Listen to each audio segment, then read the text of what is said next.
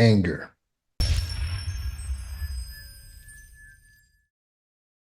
So there was uh, uh, a gentleman, we'll call him Greg. He was with his parents who were, I mean, not the best. They did what they could, but they didn't give Greg the best upbringing. And the mother was a little bit critical, right? So Greg's an adult now, and he's got his kids. So Greg's mother, is looking at her grandchildren, and she comments about the grandchildren. She says, "Oh wow, your son is so well behaved. You were never like that as a child. You were just an absolute terror." And Greg didn't get angry. He just looked at his son, thought about it for a minute, and then he said, "Yeah, well, my child has better parents than I had." And as harsh as his comeback was, and it was a good comeback, it was kind of true. His mother wasn't the absolute best, as you can tell. She's a little harsh. She's already criticizing him instead of just complimenting the child. Um, and so we find ourselves in these situations where people do things to us that could get us upset, and you want to be able to respond quick on your feet, like Greg, right? Like, oh, that was a good comeback, right? Like this other young man, he was in a family where he was adopted, and so his siblings would try to pick on him, like, "Ah, you're adopted." And so one of the arrogant sons, his brother, who was a biological child of the parents, was like, "I'm the real son. You're a fake son. I'm actually the real deal. You're just an adopt a child." And so this young man, he thought about what his brother was saying for a moment. He didn't get angry. He just said, "Yeah. So what it sounds like is mom and dad chose me, but they just got stuck with you." Another good burn. How did he come up with that comeback? Well, in both these situations, these gentlemen, instead of becoming reactive and angry, they were able to think on the circumstance. What makes a person able to be able to have a different way of framing a situation is that they've learned to control their perception of the situation. So they have a different way of seeing the situation. And so when you alter that perception from "I'm not good enough to be in this family, I'm an adopted child," to "well, they chose me," what he did was he just reframed it. And that's why he had such a good comeback. Or with Eric, where he's like, or Greg, or whatever I said his name was, he's got the kid and his mother saying, "Your kid's good, but you were bad." And then he just thought about it and reframed the situation. Well, my kid has good parents. He's in both of the cases. I mean, they were telling the truth, you know, but it was a good way of reframing the scenario so that they were able to manage their own emotions and then also be able to manage those bullies in that case, who in both cases stopped messing around because they didn't like getting burned back like that. So you'll want to think about yourself when it comes to anger. There's a lot of misconceptions about anger, about what it is, about why we have it, and what we're supposed to do with it. So, what do you think you're supposed to do with anger? I read in a book one time long ago, it was a self-help book. It said, it was in an article, it said, when you feel anger, you need to let it out. You can punch a pillow or you can make yourself big like a bear and roar. So, is that what we should do with anger? We got to go around acting like wild animals? Is that the best advice that exists for us? It's not a bad thing when you compare it to what some people do with anger. Some people brandish a weapon and assault other people because they're angry. Some people yell and scream and hurl insults because of their anger. In fact, if you think about it, usually anger is at the root of a lot of very heinous crimes, violent actions, and abuse. So this is definitely something we need to know how to harness and to keep into control. So we'll learn how tonight to manage our anger. But you have to understand what anger actually is, like how it actually works in the first place, because most people don't actually understand anger. They just feel an emotion inside of them that feels extremely strong and moving, and then they just start acting. They start doing things because they can't handle the strong movement inside of them. In fact, the dictionary definition of anger is a strong feeling of annoyance, displeasure, or hostility. A strong feeling of annoyance, displeasure, or hostility. So, what do you do when you get filled with this strong feeling? And it's strong indeed. How should we handle the situation? Well, many people stuff their anger, and other people explode. In fact, they're so explosive, they just have a quick temper. They're like a piece of dynamite. It's just like they're always in like a short temper, like a short fuse. We say short fuse, meaning like that rope at the end of the dynamite, you light it. And if the fuse is short from the time you light it, boom, like it doesn't take long for it to explode. That's how we describe people who don't manage their anger well. They have a short temper, a short fuse. By the way, if you'd like to follow along in our discussion, we are in chapter 7 of this wonderful book with this handsome man on the cover. It's called Mind: How to Heal Mental and Emotional Trauma by Roman Zanoni. The author is quite insightful, and he brings out about anger that the reasons why we either hide and stuff anger or we explode with anger a lot of times comes to our childhood and how we were raised, especially if you were raised in a traumatic environment, right? So you may have been raised by parents who taught you that you better not ever show any anger. And you felt like, oh, I don't feel like I can show anger. So when you felt the anger, you hid it. And then you would go in your room by yourself and maybe cry. But you didn't show the anger to your parents.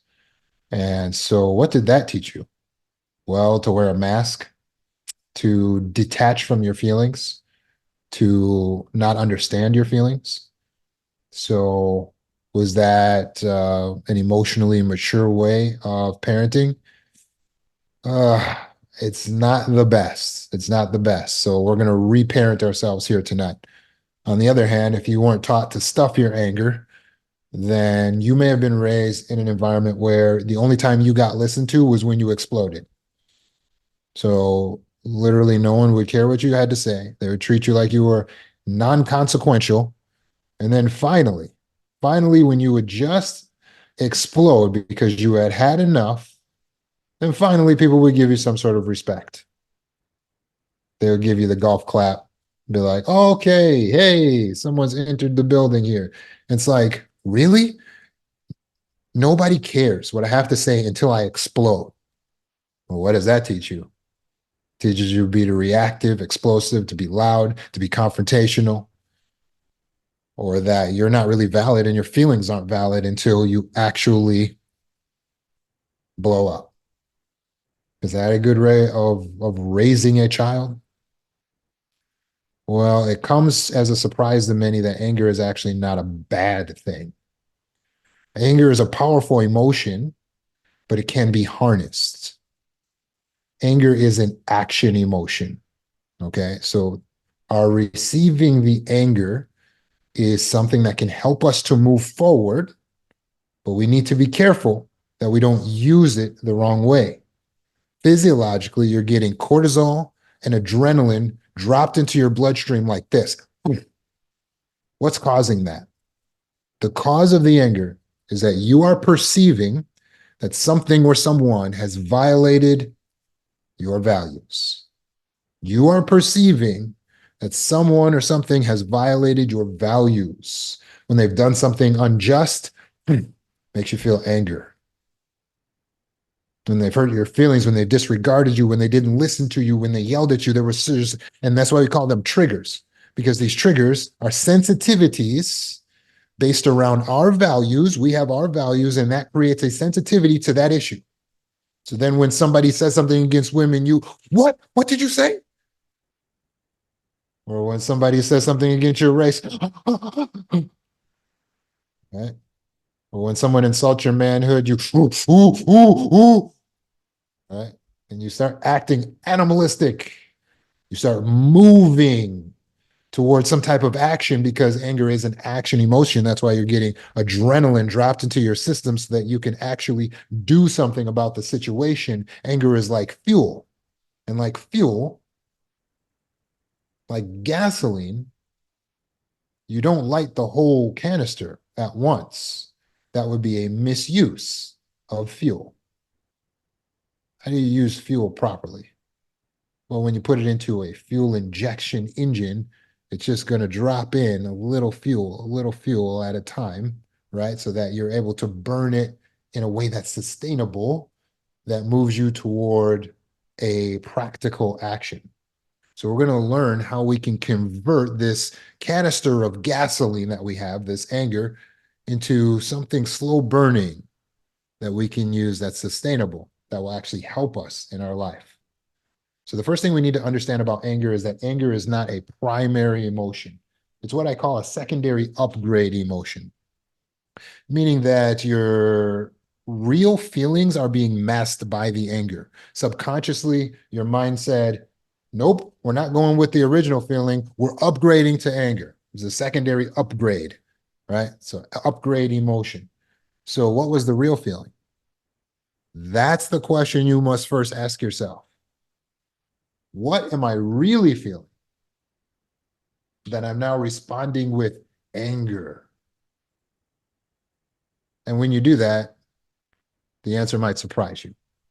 In all cases, the feeling of anger is preceded ever so briefly by a vulnerable emotion.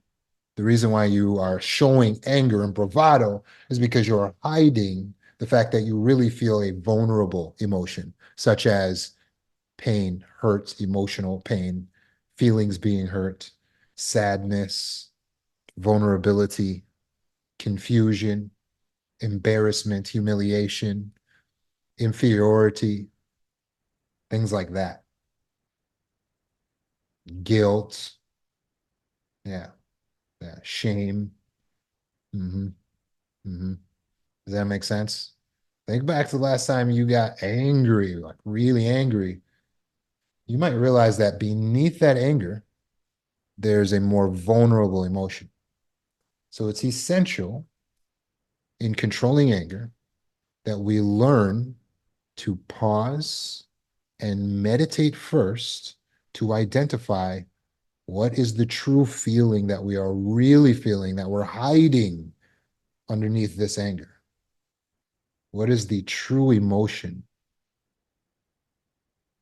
Are we feeling desperate, prideful? Are we feeling sad?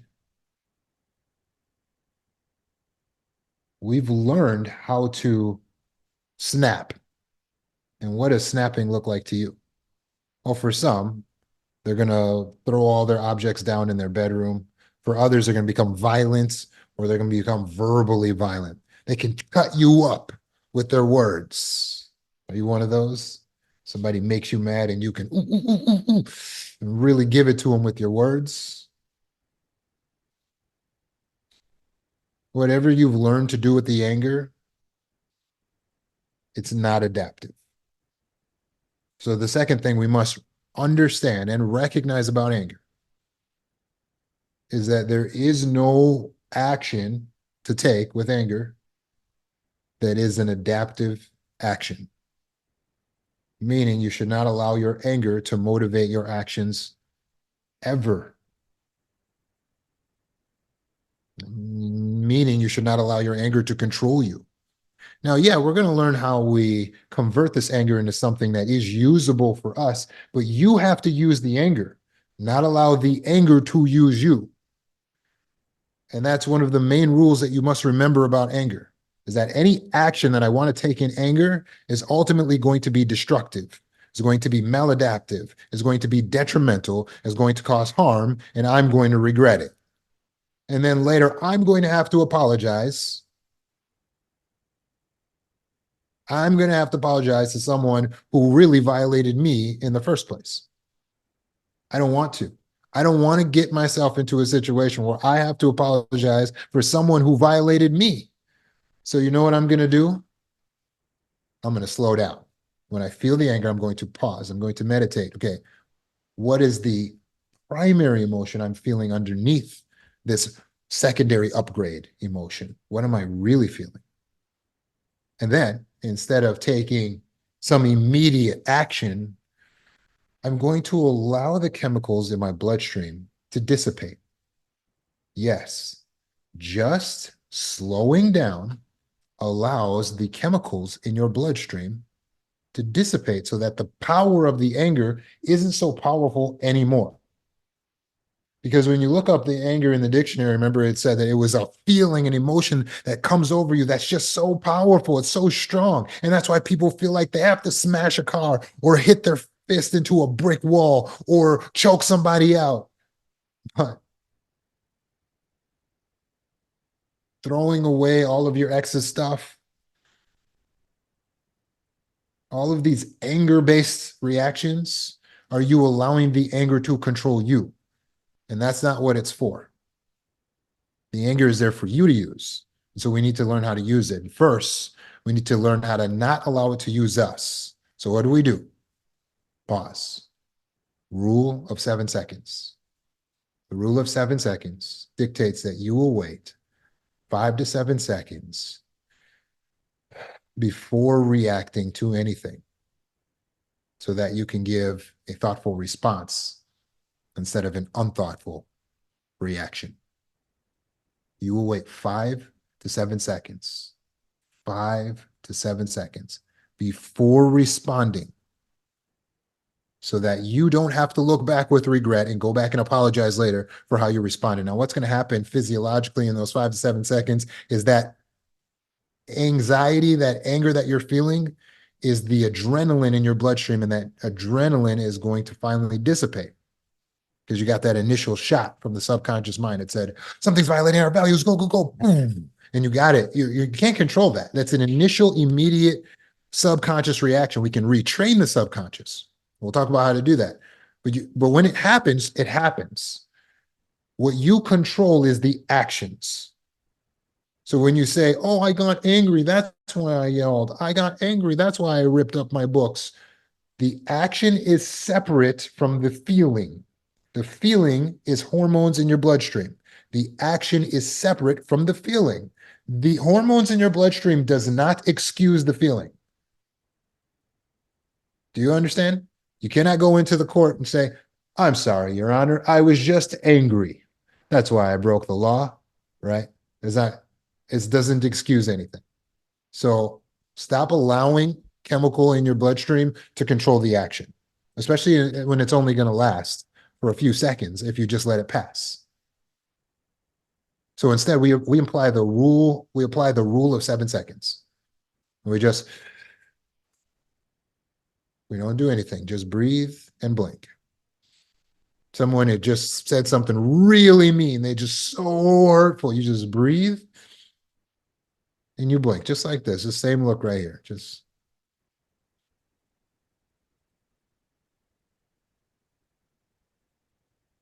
And then you're going to come back with your response. You might say something like, ouch, that hurt. How much more effective that is. If you're dealing with a healthy partner, when a healthy partner sees a tear come down or sees you say, hey, that hurt my feelings, or that makes me feel embarrassed, do you understand how that moves them to apologize so much more than an angry outburst on your part? What did you say to me? What did you do? When you do all that, what does that do to the partner? It triggers them to become defensive immediately. Doesn't matter, man or woman, boy or girl, doesn't matter. We're going to become defensive when somebody starts yelling at us.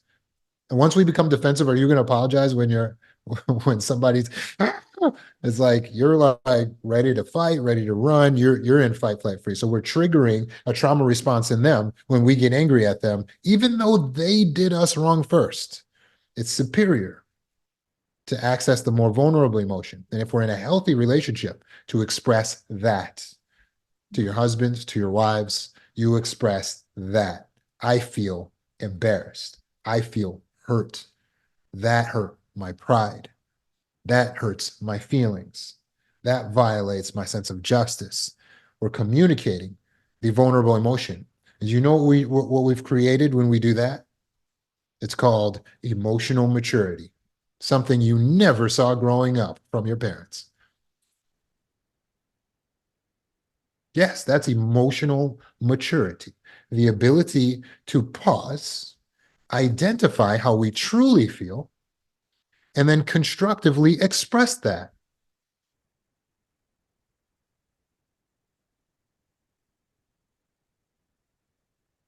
Congratulations, you've transcended your parents. We have cured your generational trauma while we're working on it, anyhow, right? We don't have to act the same way we've learned to act from media, from what we saw in our household growing up. We can choose a new way. You have the ability to choose how you will respond. And you're in control when you pause. So I'm blinking, I'm breathing, but I'm not acting with the arms. I'm not saying things with the mouth and the tongue. All this is staying close. Why? Because my initial reaction is going to be destructive. When I get angry, my initial reaction is going to be destructive. Isn't that right for you? Your initial reaction is not going to be good when you're angry. It's bad. It's bad. So instead, we use the rule of 7 seconds. That's the first thing we do to be able to handle the anger. And the pausing allows us to think about the more vulnerable emotion we're truly feeling underneath. One of the main reasons people yell is to be heard. But isn't that ironic? Because no one's listening to somebody who's yelling like a fool. And when you got two people yelling at one another, is anybody listening to anybody? Nah, it's ironic. So imagine your children have once again forgotten to clean up after themselves.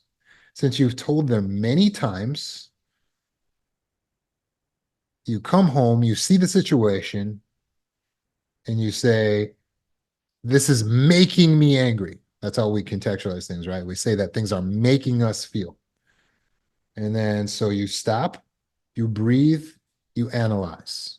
Rule of 7 seconds. Beneath the anger, how do you feel? What are your underlying vulnerable feelings? Perhaps you feel disregarded.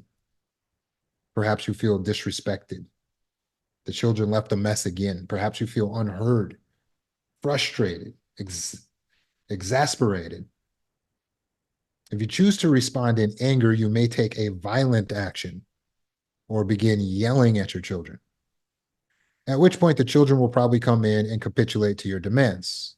What do they learn from you yelling at them? That you're mad?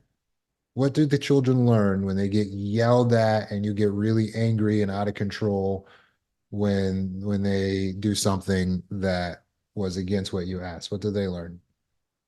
Nothing really. They just learn to have anxiety as adults. That's it. That's all you taught them. I want you to have an anxiety related disorder when you get to be an adult, just like me. That's what you taught them. You taught them how to rage, how to pick on people smaller. I mean, you haven't taught them anything with that. So you were trying, what did you want to teach them? Well, you want to teach them to be responsible. You want to teach them to be thoughtful, to be considerate, to respect you, right? You see how raging out is the opposite of what's going to help the child to actually become what you want them to become? So what's a better way of handling situations? Well, instead of putting your children in fight, flight, freeze, or fawn, and fawn response is what they're going to choose because they can't run away and they can't fight you, right? Freezing isn't going to do the job, so they're just going to fawn. That's them running around cleaning up because you're yelling at them to clean up. Okay. Well, instead of just triggering your children into a fawn response where they ultimately learn nothing, you're going to instead communicate using the vulnerable emotions. So you're going to calmly assert yourself. Children, come over here. Have a seat. I don't know if you remember me expressing myself when I left the house. I said, I need this, blah, blah, blah, cleaned up. You repeat the situation. You explain the situation you're in. I come home and I look at this stuff on the floor. They go, oh, I'm sorry, mommy. I'm sorry, daddy. They try to get up. No, no, no. Hold on, hold on, hold on. Have a seat.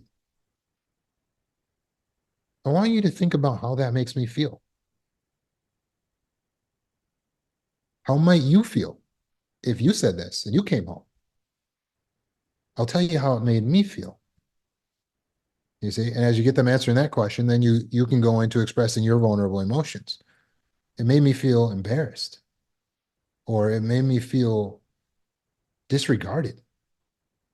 It made me feel disrespected. It made me feel abandoned.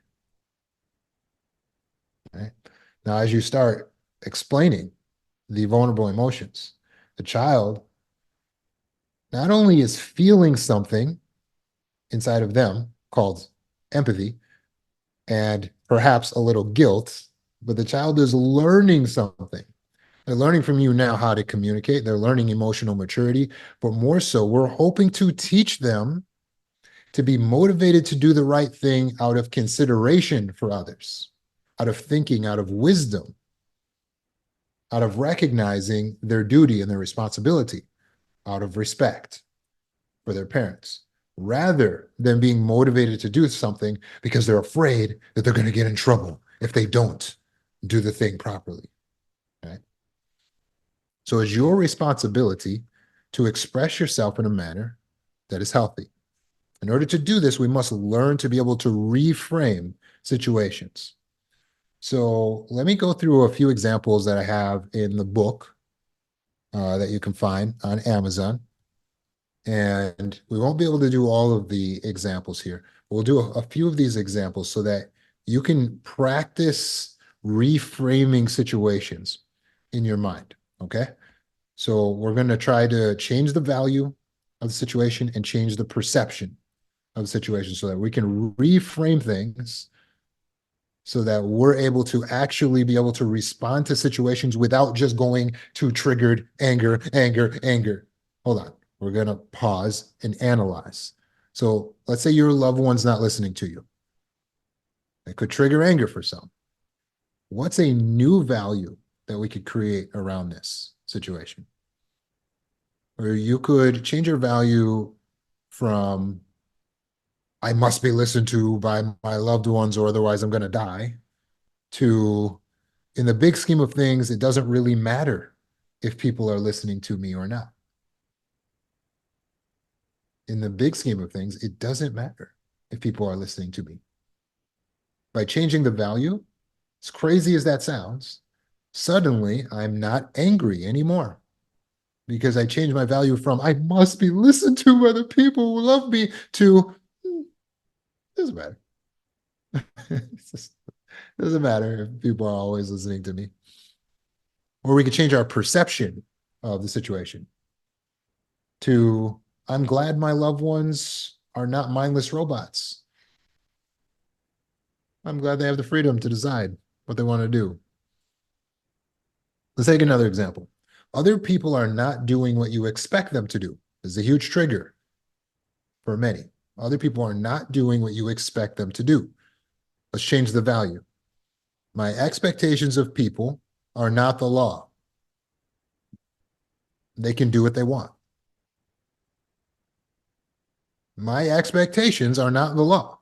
So I have a new value in my mind. I value the fact that people have freedom to do what they want.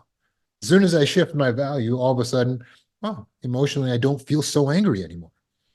Or how about this value change? I have no expectations. If you have no expectations, you can't be disappointed. So whatever happens, I'm just grateful if it's good. If it's bad, I'm not surprised because I don't have any expectations one way or another. When you shift that value, all of a sudden you shift the emotion. You get the list in the book for those who are asking. Here's another, or here's how we shift the perception on that. This is a great opportunity for me to show patience and open-mindedness. Here's another situation. Certain events are getting in your way, such as traffic jams, computer program problems, ringing telephones, etc. Certain things are getting in your way. So our initial value that's probably being violated is something like, I want my peace. I want to be able to have things my way. I want to be able to get things done. You know, I want what I want now. I don't want people getting in my way, but we change the value to I value the modern world. I value living in a world with telephones and computers. I value living in a city with lots of people. All of a sudden, the shift in the value shifts the emotion, or we change the perspective to I'm glad to live in a world with other people, even though it comes with inconveniences. Situation, someone's taking advantage of you. Perhaps in this situation, no value needs to be changed because you being a value is a good, healthy value to have. But we can change our perspective of the situation and say, it's actually humorous that they thought they could take advantage of me. Nice try. It's actually funny to me that someone tried me on this. I'm learning how evil or how maniacal people can truly be. I'm glad this didn't kill me. What doesn't kill me can make me stronger.